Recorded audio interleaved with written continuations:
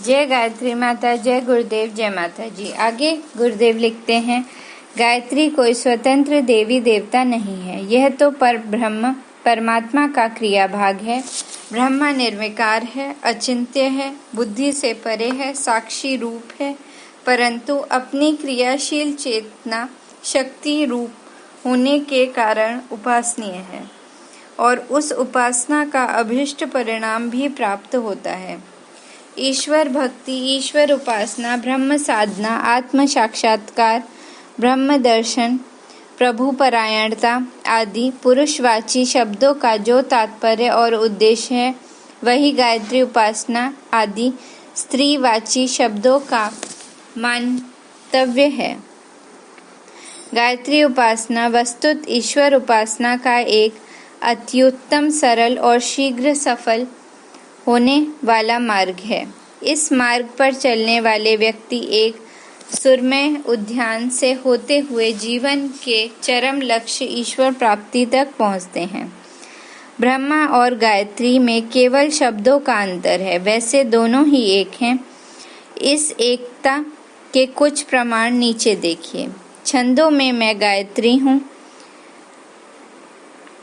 तथा चारों वेद ओमकार स्वरूप हैं। उस दिव्य तेजस्वी ब्रह्मा का हम ध्यान करते हैं जो हमारी बुद्धि को सन्मार्ग में प्रेरित करता है।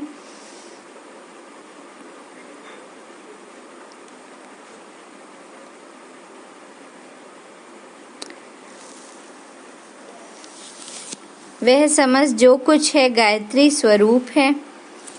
गायत्री ही परमात्मा है। प्रकाश सहित सत्यानंद स्वरूप ब्रह्मा को हृदय में और सूर्य मंडल में ध्यान करता हुआ कामना रहित हो गायत्री मंत्र को यदि जपें तो अविलंब संसार के आवागमन से छूट जाता है। ओमकार पर ब्रह्मा स्वरूप है और गायत्री भी अविनाशी ब्रह्म है। गायत्री परम तत्व है, गायत्री परम गति है। सर्वात्मा ही सा देवी सर्वभूतेषु। यह गायत्री देवी समस्त प्राणियों में आत्मा रूप में विद्यमान है। गायत्री मोक्ष का मूल कारण तथा संदेह रहित मुक्ति का स्थान है। गायत्री ही दूसरे विष्णु हैं और शंकर जी दूसरे गायत्री ही हैं। ब्रह्मा जी भी गायत्री में परायण हैं क्योंकि गायत्री तीनों देवों का स्वरूप है। गायत्री परम श्रेष्ठ देवता और चित्त रूपी ब्रह्मा है, ऐसा कहा गया है। गायत्री या इंद स्वभूत यदिति किंच। गायत्री और ब्रह्मा में भिन्नता नहीं है, अतः चाहे जिस किसी भी प्रकार से ब्रह्म स्वरूपी गायत्री की उपासना करें, गायत्री प्रत्येक अद्वैत ब्रह्मा की बोधिका है।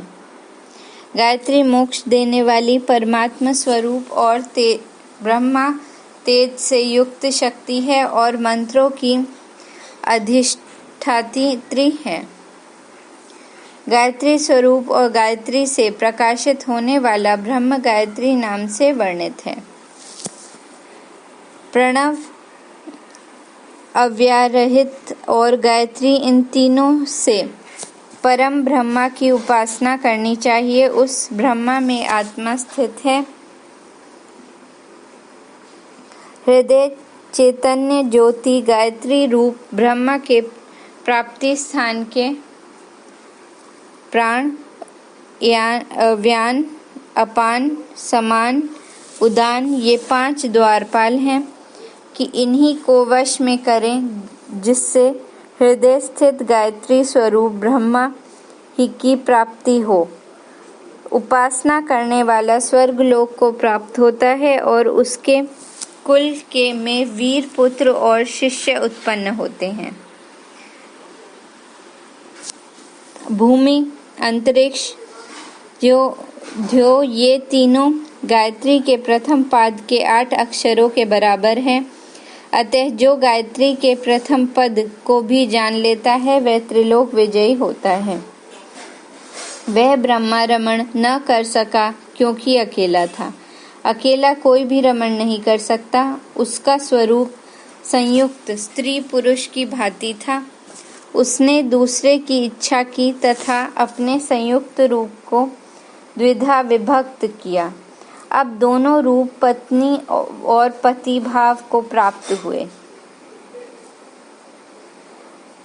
परमात्मा निर्गुण है और तेरे ही आश्रित ठहरा हुआ है। तू ही उसकी साम्राज्ञी और भोगदा है।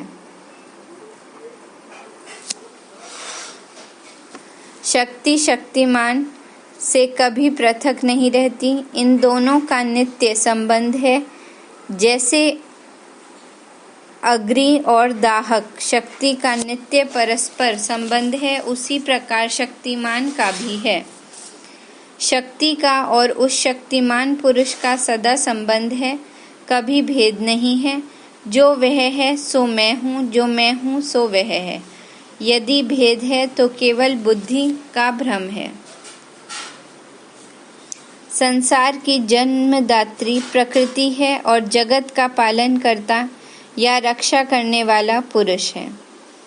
जगत में पिता से माता 100 गुनी अधिक श्रेष्ठ है।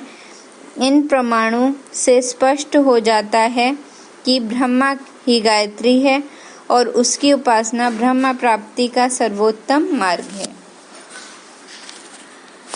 अगर आपको यह वीडियो पसंद आई हो तो इसको लाइक और सब्सक्राइब ज़रूर करें। धन्यवाद।